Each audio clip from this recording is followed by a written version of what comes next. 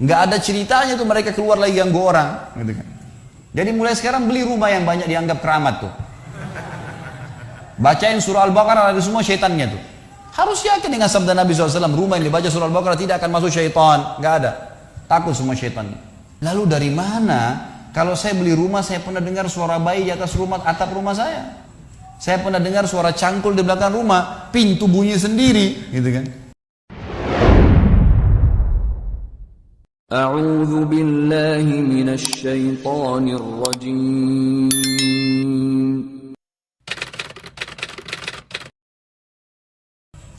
Masalah pintu takut. Takut. Kenapa dukun-dukun itu kalau kita masuk ke tempatnya selalu gelap, ada tengkorak, remang-remang. Karena antum harus takut dulu. Kalau ada rasa takut, bisa dikuasai nama dia. Tapi kalau tidak takut gak bisa. Orang yang mau dihipnotis, kalau akidahnya benar gak bisa dihipnotis tuh. Setannya gak berani. Gitu kan? Dan ini kita harus hati-hati teman-teman sekalian, karena pintu takut ini selalu ditunggang oleh syaitan. Saya kasih contoh begini. Kalau ada satu rumah di Indonesia ini, anggap di Bali sinilah, karena antum lagi di Bali. Ada satu rumah teman-teman sekalian, di situ ada orang bunuh diri, gantung diri. Kira-kira mau beli rumahnya nggak? Jawab jujur ya. Kenapa nggak mau? Hah? Setelah saya jelaskan malam ini, beli besok ya. Diskonnya buat saya. Baik. Banyak orang jawabannya takut. Kenapa takut? Ada ruh gentayangan. Baik, simpan contoh itu. Ada contoh kedua teman-teman. Ada satu rumah, tadi bunuh diri ya. Sekarang satu rumah dibunuh oleh perampok. Mau beli rumahnya nggak? Sama juga. Masya Allah cuma 3 orang yang jawab, yang lain berani semua. Gak mau juga beli. Kenapa? Takut. Ada ruh gentayangan. Teman-teman sekalian, ambil dari saya malam ini dengan izin Allah. Ini ilmu dari wahyu, bukan dari saya. Tidak ada ruh gentayangan. Gak ada ceritanya dalam Islam kuburan terbuka pocongnya keluar. Gak ada itu. Gak ada tangan dari kloset tarik-tarik orang. Itu semua dusta. Dusta, perusakan akidah dari media-media syaitan nih. Sinetronnya, filmnya, segala macam. Manusia bisa berubah jadi singa lah, bisa beginilah, macam-macam. Dusta, dusta, nggak ada dalam Islam, nggak ada. Dari mana dalilnya?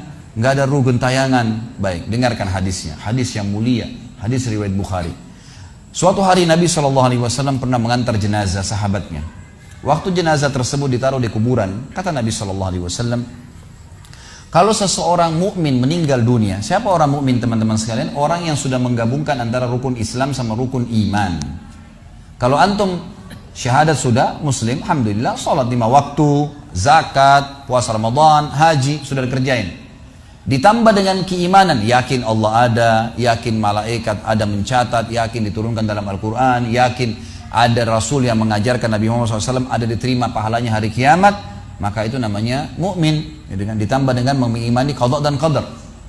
Kalau ada orang sholat, Allah ada nggak ya? Malaikat catat nggak ya? Hari kiamat saya terima nggak? Ini masih muslim, belum mukmin, masih level di bawah. Pertama muslim dulu baru mukmin. Makanya dalam hadis disebutkan ada iman, ada Islam, ada iman, ada ihsan, gitu kan? Ini level-levelnya. Nah kata Nabi SAW, kalau orang mukmin menggabungkan antara rukun Islam sama rukun iman, sholat yakin Allah ada, sholat begini dan seterusnya, maka akan datang kepadanya 3 sosok malaikat pada saat meninggal. Dan ini teman-teman bukan dongeng saya ceritakan. Ini hadis Nabi, berita wahyu yang pasti kita semua akan saksikan. Demi Allah ini benar, ini wahyu. Gitu kan? Malaikat datang, di kiri kanannya malaikat rahmah yang membawa kain kafan dari surga, yang satu malaikat maut di ubun-ubun kepalanya sambil berkata, ya ayyatuhan nafsul mutmainnah irji ila rabbiki radiyatan mardiyah. Hai jiwa yang baik, keluarlah kepada rahmat dan pengampunan Tuhanmu. Kata Nabi SAW, ruhnya keluar lebih mudah daripada air dari mulut kendi, cepat sekali. Begitu keluar, belum sesaat keluar, ditangkap oleh malaikat rahmat, dibungkus dengan kain kafan dari surga, dibawa ke langit. Begitu dibawa ke langit, menembus 7 lapis langit, semua malaikat-malaikat di atas langit sana berkata, ruhnya siapa ini? Sungguh mulia ruh ini. Kenapa? Kata Nabi SAW, karena ruh itu mengeluarkan bau yang lebih wangi daripada bau kasturi. Semoga kita semua insya Allah termasuk. Maka kata Nabi SAW, malaikat rahmat mengatakan ini fulan bin fulan, namanya yang paling mulia di dunia. Lalu kemudian ditembuskan sampai langit ketujuh, lalu kemudian terdengar suara dari langit ketujuh. Allah Azza wa Jalla berkata, catatkan hambaku ini termasuk penghuni surga, kembalikan dia di dunia, di sana saya ciptakan, di sana pula saya akan bangkitkan. Diantar ruhnya bersamaan jasadnya diantar oleh kerabatnya. Baru 3 langkah mereka jalan, dia masih bisa, ruh ini masih mendengarkan suara sendal mereka. Lalu malaikat datang mendudukkan dia lalu berkata, siapa Tuhanmu, siapa nabimu, apa kitabmu. Lalu dia kalau orang beriman, kata Nabi SAW, Allah berfirman, yuthabbitullahu alladhina amanu bil qawli tsabit fil hayatid dunya fil akhirah. Allah akan tetapkan jawaban di lisan orang-orang beriman di dunia. Kalau dia belajari agama ini lalu ditanya kenapa kau sholat, kenapa kau puasa, dia akan punya jawaban dari wahyu. Dan di akhirat kata ulama tafsir adalah yang dimaksud pertanyaan mungkar nakir atau malaikat di kuburan. Ringkas cerita adalah dia akan menjawab, Tuhanku Allah, Nabiku Muhammad, kitabku Al-Quran. Pada saat dia jawab jawaban itu teman-teman sekalian, maka tiba-tiba saja kata Nabi SAW, malaikat tersebut membukakan baginya pintu neraka.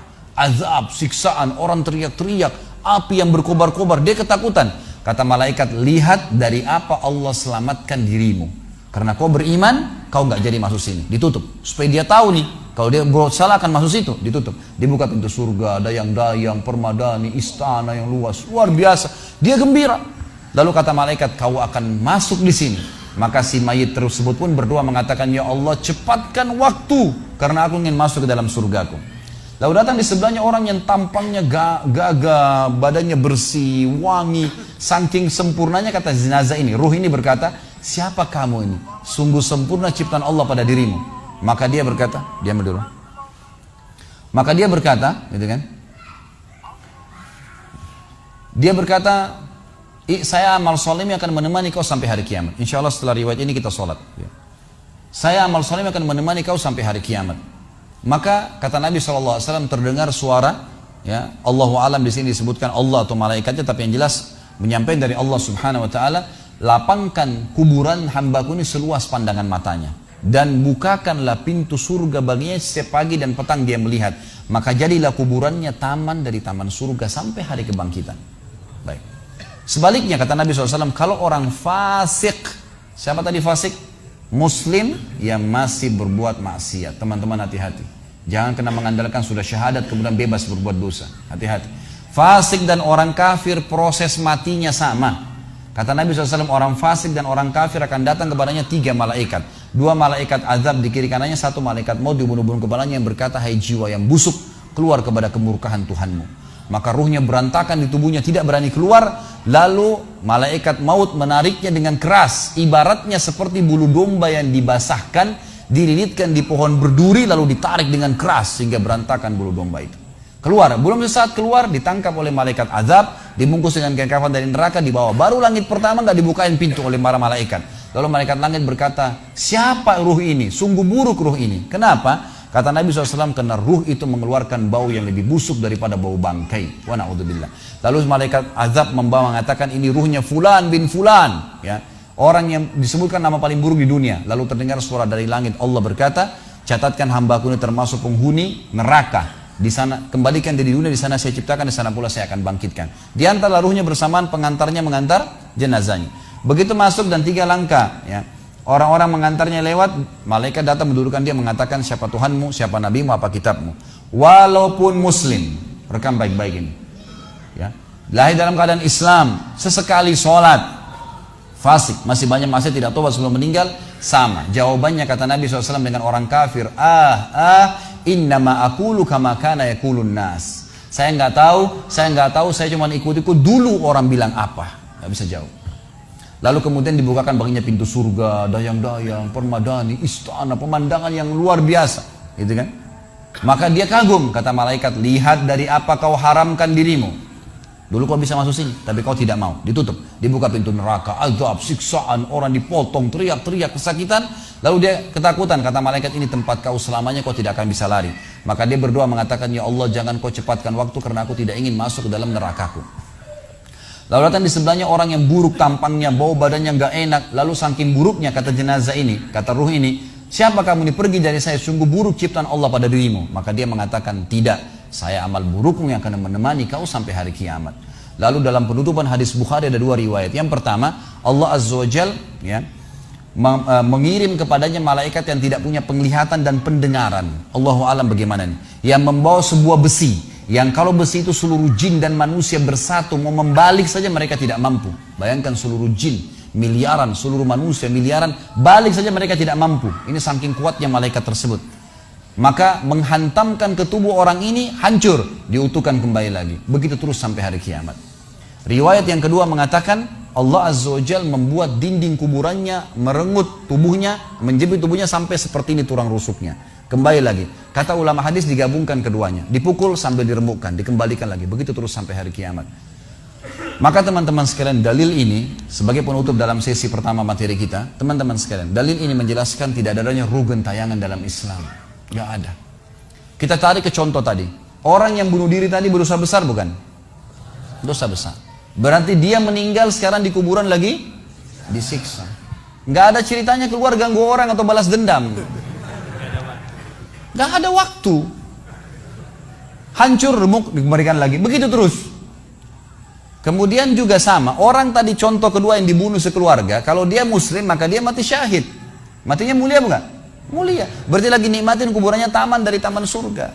Nggak ada ceritanya tuh mereka keluar lagi ganggu orang. Gitu kan. Jadi mulai sekarang beli rumah yang banyak dianggap keramat tuh. Bacain surah Al-Baqarah ada semua syaitannya tuh. Harus yakin dengan sabda Nabi SAW, rumah yang dibaca surah Al-Baqarah tidak akan masuk syaitan. Nggak ada. Takut semua syaitannya. Baik, kita tutup dengan kata-kata saya teman-teman sekalian. Lalu dari mana kalau saya beli rumah saya pernah dengar suara bayi di atas rumah, atap rumah saya. Saya pernah dengar suara cangkul di belakang rumah, pintu bunyi sendiri, gitu kan. Itu semua permainan syaitan yang ada di sekitar rumah itu, atau Anda yang bermasalah. Harus diruqyah. Dibacain ayat, ada sihirnya tuh. Mungkin pernah mandi dulu ilmu kebal, mungkin pernah ini, mungkin pernah bersemedi, apalah macam-macam yang khurafat ini, maka dia harus diruqyah.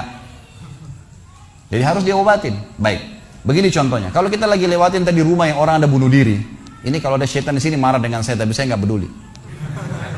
Emang dia musuh kita. A'udzubillahi minasyaitonirrajim, gitu kan. Allah hancurin mereka, gitu kan. Yang jelas teman-teman sekalian, kalau kita lewat di rumah yang ada orang bunuh diri, gitu kan. Misal pagarnya 10 meter. Begitu kita jalan 1 meter pertama, semua syaitan itu ngerumunin kita tuh. Tuh yang bunuh diri itu perempuan, matanya belalak, rambutnya panjang, keluar darah dari hidungnya. Terus dibisikin. Orang yang takut, manusia yang takut, maka pada saat dia balik ke tempat yang tadi syaitan bisikin dia itu, dia lihat betul nanti perempuan tuh. Karena dia takut. Jadi dia bisa lihat, yang takut saja bisa lihat, yang tidak takut tidak bakal lihat. Makanya kalau ada temannya jalan di sebelah nggak takut, tanya, kau lihat nggak? Dia bilang nggak. Kalau dia bayangkan nenek-nenek, dia lihat nenek-nenek temannya. Permainan syaitan. Maka orang beriman mustahil melihat yang seperti itu. Nggak ada ceritanya. Atau dasarnya orang itu kena sihir tadi. Maka bisa melihat penampakan karena ada syaitan yang mengganggu dia dan dia dasarnya membuka diri untuk itu. Makanya harus ruqyah, obat. Gitu kan? Ada metode pengobatan, tentu bisa lihat di YouTube ada ceramah saya, ruqyah syariah. Ya, nama saya diketik, insya Allah ada tata cara yang sudah saya ajarkan caranya mengobatin itu. Tapi yang jelas itu semua permainan syaitan, teman-teman sekalian. Dan inilah poin pertama, pintu pertama untuk takut kepada Allah Subhanahu Wa Taala. Artinya semua selain Allah dalam makhluk jangan pernah takut dengan mereka. Syaitan pun yang biasa dianggap menakutkan bagi manusia itu dusta semua. Sampai sabda Nabi SAW mulia hadis Bukhari, siapa yang membaca Bismillah, Bismillah, maka syaitan yang ada di sekitarnya menjadi kecil seperti lalat. Jadi orang yang gambarkan syaitan besar itu tidak benar semua. Kata Nabi SAW dalam hadis Bukhari yang lain, siapa yang mau masuk ke rumahnya lalu dia baca Assalamualaikum, salam warahmatullahi wabarakatuh, syaitan di sekitar rumahnya berkata kepada teman-temannya, tidak ada tempat nginap buat kalian malam ini. Salam saja sudah jadi benteng, nggak bisa masuk. Kalau dia makan dengan baca Bismillah, ya, dia baca Bismillah, maka syaitan berkata lagi sama teman-temannya, tidak ada makan malam buat kalian malam ini. Nggak bisa cuy. Dan syaitan tidak bisa membuka dan menembus tembok atau pintu manusia. Dusta semua itu tembus tembok, tembus pintu, dusta. Karena Nabi SAW yang bilang, syaitan tidak bisa membuka kembali pintu ditutup oleh manusia. Syaitan tidak bisa membalikkan ya panci yang sudah ditutup oleh manusia. Maka padamkanlah lampu kalian, tutuplah panci-panci kalian, karena syaitan bisa menunggangi makhluk yang lain. Sebagai penutup hadis Nabi SAW, pernah ada seorang sahabat membawa tikus ditangkap malam hari. Pada saat ditangkap tikus tersebut, lalu sahabatnya tidak bunuh, dipegang sama dia, dibawa. ke masjid. Dia bilang, ya Rasulullah, ini tadi ya saya tangkap di rumah saya apain hewan ini? Boleh saya bunuh atau enggak? Kata Nabi SAW, jadi tikus itu sambil ditahan oleh sahabat, kebetulan Nabi SAW punya tikar yang dipakai sholat, di sebelahnya ada lilin kecil, minyak dengan api gitu kan. Lalu tikus ini sementara Nabi SAW bicara sama sahabat, lepas, menyentuh ya lilin Nabi SAW, lalu tumpah minyaknya di sejadah, di tikarnya Nabi, terbakar. Kata Nabi SAW, sesungguhnya hewan ini fasiqah, fuaisiqah, buruk, boleh dibunuh gitu kan. Dan syaitan menunggangi hewan seperti ini untuk membakar rumah-rumah kalian. Tapi mereka tidak bisa membakar langsung. Mereka cuma bisa menggunakan hewan yang kebetulan lewat dan seterusnya. Seperti misalnya syaitan bisa menggoda manusia lain untuk mengganggu kita, gitu kan. Tapi untuk dia langsung tidak ada ceritanya. Itu semua tidak benar, teman-teman sekalian.